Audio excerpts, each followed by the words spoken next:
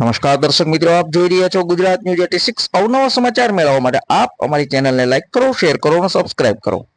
આણંદ શહેરમાં આત્મીય સેવા charitable trust Anand દ્વારા ગૌરી વ્રત નિમિત્તે બાળકોને ડ્રાય ફ્રૂટ્સ પેકેટની 1500 કીટ અને દરરોજ સવાર સાંજ ફરાળ અને જરૂરિયાતમંદ બાળકો માટે ભોજન સેવાનું વિતરણ કરવામાં આવ્યું અને ડ્રાય ફ્રૂટ્સનું પણ વિતરણ કર્યું। 8 શાળાઓમાં અને 2 ઝૂંપડપટ્ટી વિસ્તારોમાં સેવાકીય પ્રવૃત્તિ કરવામાં આવી।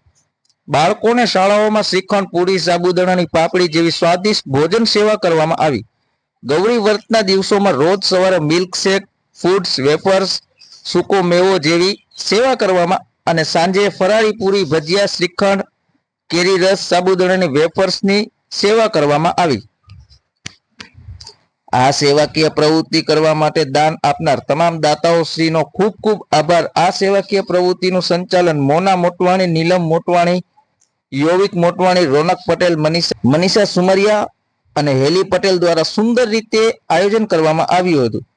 આત્મીય સેવા ચેરિટેબલ ટ્રસ્ટ દ્વારા અનેક સેવાકીય કાર્યો કરવામાં આવે છે। તેમના આ કાર્યોની આખા આણંદ જિલ્લામાં પ્રશંસા થઈ રહી છે। ધન્યવાદ। અહેવાલ દિલીપભાઈ એસ પટેલ, ઓળ, આણંદ।